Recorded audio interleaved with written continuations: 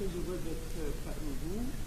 Aujourd'hui, cette rencontre aurait eu tout son sens si elle avait été organisée en Algérie, mais ça ne veut pas dire que ce n'est pas important qu'elle le soit en France, mais ça aurait été absolument magnifique que nous nous retrouvions, comme nous sommes là en Algérie, pour parler du 60e anniversaire de l'indépendance.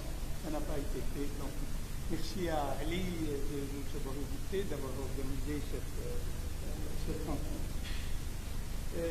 Une idée force domine l'analyse du pouvoir algérien depuis 1962, lui attribuant l'usage de l'histoire et de la mémoire comme fonction d'autolégitimation et de répression des discours critiques. Est-il encore vrai, 60 ans après l'indépendance, comme le soutiennent historiens et acteurs politiques, notamment en France, que, je cite, l'État algérien poursuit encore et toujours le mythe de sa révolution, alimente la vénération des héros de la guerre, les moudjahidines, cultive le culte de ses chouhada martyrs et préserve farouchement les privilèges de la famille révolutionnaire que je cite. Je crois que cette question se pose différemment en France et en Algérie, qu'elle n'ouvre pas sur la même perspective, que ses présupposés, son sens et ses incidences n'ont pas la même portée vue d'un côté ou de l'autre de la Méditerranée, au moins pour les raisons suivantes. Depuis la loi de 2005, la question coloniale a changé de nature en France.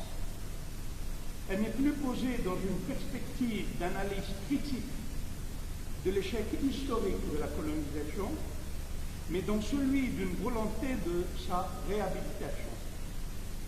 Il est devenu éthiquement soutenable de faire l'apologie du passé colonial et de ses bienfaits. Ce retournement a des incidences nombreuses, notamment sur le savoir historique. Les extraordinaires acquis des engagements anticolonialistes individuels et collectifs, les avancées théoriques et culturelles, pas seulement en France, mais dans le monde, se trouvent ainsi relégués dans un angle mort de la pensée. En second lieu, l'émergence de communautés mémorielles concurrentes depuis au moins 3 décennies en France a considérablement influé sur le contenu du débat public, de sorte qu'il n'est plus possible pour les leaders politiques en France, notamment en période électorale, d'ignorer le poids de ces communautés. Cela s'est encore vérifié cette année. À ces raisons s'ajoute une autre. La présence en France d'une diaspora d'origine algérienne qui, à la différence de l'immigration antérieure à 1974, n'a plus de perspective de retour au pays. Population diverse socialement et culturellement, elle nous met face à un phénomène assez singulier où les Algériens impliquent l'Algérie, son passé, son avenir, cherchent à influer sur le cours de ces événements tout en étant engagés en France dans des logiques d'intégration souhaitées ou pas. D'où la question de savoir d'où parlent ceux qui s'adressent à nous dans l'instantanéité des réseaux sociaux et des médias. D'autres considérations peuvent être mobilisées dans cette perspective.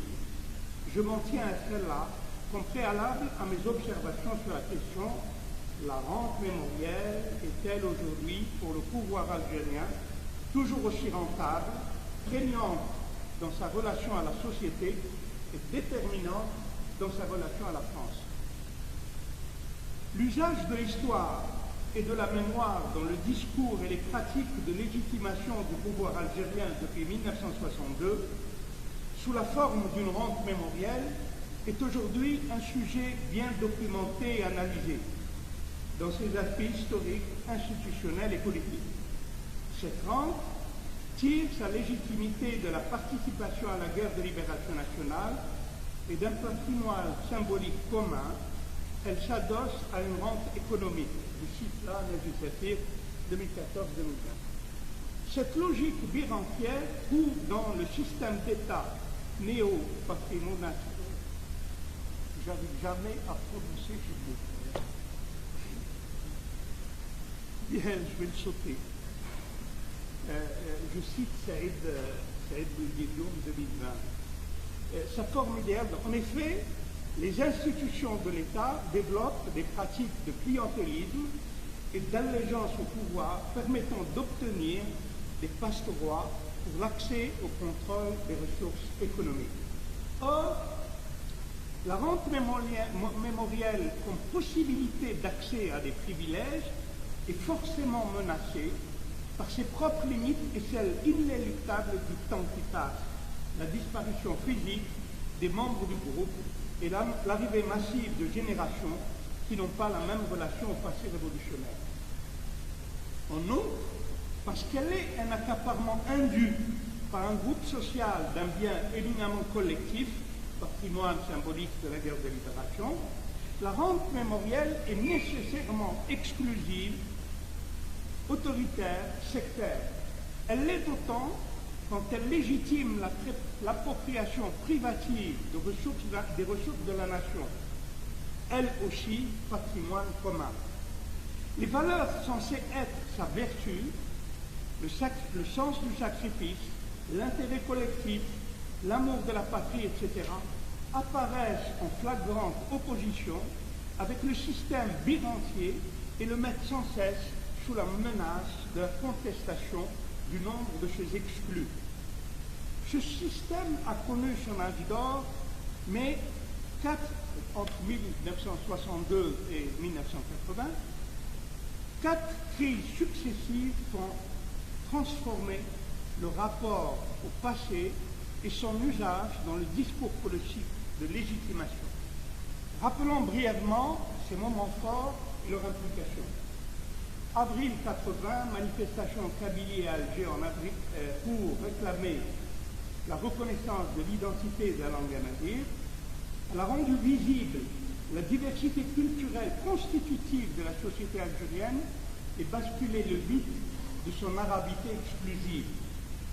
Soulèvement d'octobre 98 débouche sur le pluralisme partisan, mais s'apparente finalement à une sorte de clonage du FLN où les nouvelles entités politiques sont constituées autour d'un patrimoine symbolique de nature religieuse et culturelle et revendiquant pour elles-mêmes les avantages du système birentier qu'elles sont censées combattre. La décennie noire vient refuser le mythe nationaliste de la fraternité insécable de la Oumma. Elle pose la question de savoir comment une société tragiquement meurtrie par 7 années de guerre d'indépendance en soit venue à reproduire à l'égard d'elle-même les procédés de meurtre et de terreur dont elle a été collectivement victime. La crise dévoile enfin jusqu'à quel point le discours sur la violence fondatrice de la nation, si chère à la pensée nationaliste, apparaît comme contre-productif dans une société portée structurellement vers la différenciation sociale et culturelle.